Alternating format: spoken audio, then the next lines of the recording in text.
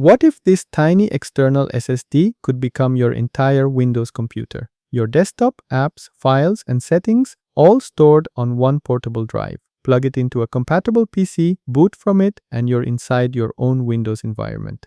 When you're done, shut it down, unplug the SSD, and the computer can go back to its normal operating system. For this setup, I'm using a 512GB NVMe SSD inside a U-green enclosure. I've used this enclosure for several years, and it's been very reliable. I'll leave links to the SSD, enclosure, and other items I'm using in the description below. Now, before we start, choosing the right storage device is important. I don't recommend using a cheap USB flash drive. Windows constantly reads and writes data, so a slow flash drive can make everything feel painfully slow. Instead, use a decent NVMe SSD with a good USB 3 or USB-C enclosure. A 256GB SSD can work for a basic setup, but I prefer 512GB. That gives you more room for Windows, apps, updates, and personal files. And remember, your connection speed matters too. A faster SSD and a faster USB port will give you a much smoother Windows experience. Alright, connect your external SSD to the computer you're using to create the drive. And now, let's build it. First, we need a Windows 11 ISO file, Deutsche. Open your browser and head to Microsoft's official Windows 11 download page. From there, download the Windows 11 disk image, also known as the ISO file. Keep in mind this file is several gigabytes in size, so the download may take a little while depending on your internet speed. While that's downloading, open a new tab and head to the official Rufus website.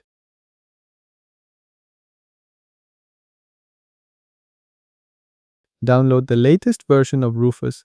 This is the tool we'll use to install Windows directly onto the external SSD. Once both files are ready, open Rufus. Now this next part is important. Your external SSD may show up in Rufus right away. If it does, you can simply select it and move on. But if you don't see it in the device list, open the Advanced Drive Properties and enable the option to list USB hard drives. After that, your external SSD should appear in the device menu. Before continuing, make sure you've selected the correct drive. And before you go any further, double check it. Look at the drive name and its storage capacity and make absolutely sure you've selected the correct external SSD. This matters because the drive you select is going to be erased, so if there's anything important stored on it, back it up before continuing. Once you've confirmed the correct SSD, go to Boot Selection, click Select, then choose the Windows 11 ISO file you downloaded earlier. Now we come to the setting that makes this whole process work. Find the Image option menu. Instead of using the standard Windows installation option, select Windows to Go. This is the key difference. Normally, Rufus creates a USB drive that you use to install Windows onto another drive. But Windows to Go installs a bootable version of Windows directly onto your external SSD. In other words, the external SSD itself becomes your Windows drive. For most people, the remaining Rufus settings can stay at their default values. Unless you know you need something different, there's no reason to change them. When you're ready, click Start. Rufus may now ask which edition of Windows 11 you want to install. Choose the edition you intend to use and make sure it matches the Windows license you have. And if you don't already have a Windows license, I've got another video showing you how to get Windows activated for free or for much cheaper than the usual retail price. I'll leave that video linked in the description and on screen so you can check it out after this one. Depending on your version of Rufus, you may also see a few additional Windows setup options. These can include options that simplify the initial setup process. Choose the ones that make sense for your situation, then continue. Rufus will now give you one final warning.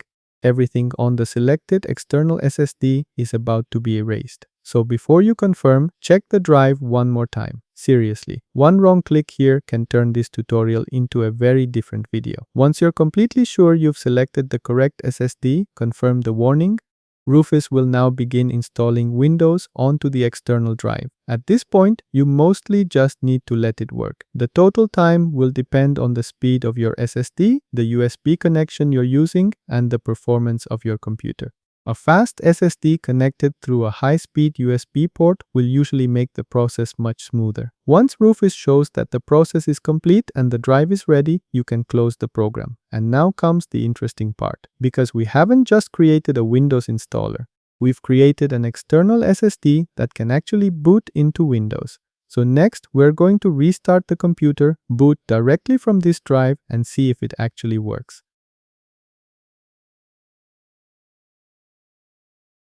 Connect the external SSD to the PC you want to boot from.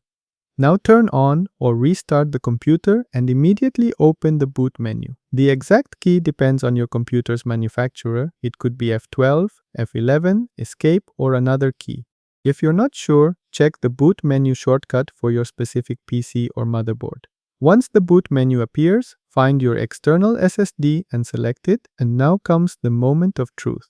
If everything worked correctly, Windows should begin loading directly from the external SSD. Don't worry if this first boot takes longer than you're used to. Windows is starting on this particular computer for the first time, so it needs to detect the hardware and configure the drivers it needs. Depending on the options you selected earlier in Rufus, you may also see parts of the normal Windows setup process. In my case, I selected the Rufus options that automatically handle some of these setup questions. But if you didn't select those options, Windows may ask you to choose your region, keyboard layout, privacy settings, account options, and other preferences. Just work through those screens like you would during a normal Windows installation. Once that's finished, you'll arrive at your Windows desktop. And this is where the whole setup starts to become really useful. This Windows environment lives on your external SSD. Your files, settings, and applications can travel with the drive. So what happens if you take this SSD, connect it to another compatible computer, and boot from it? Windows will detect that computer's hardware and may install additional drivers for the new machine. Because of that, the first boot on a different computer can take a little longer.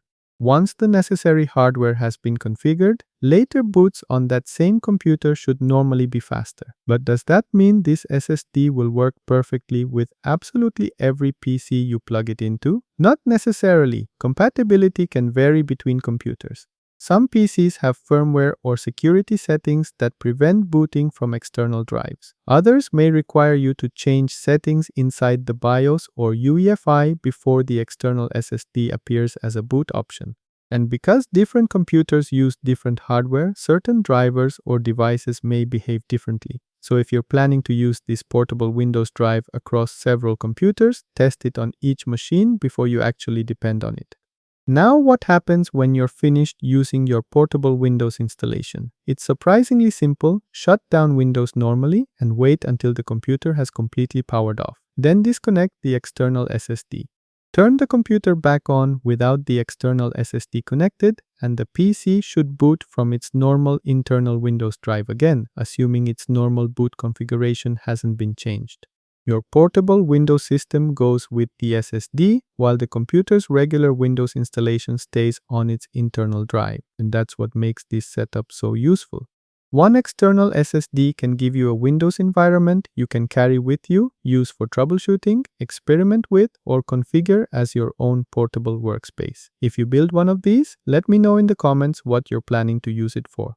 And if you found this video useful, give it a like, subscribe for more practical Windows tutorials, check out the other videos on the channel, and follow the social links in the description. Thanks for watching, and I'll see you in the next one.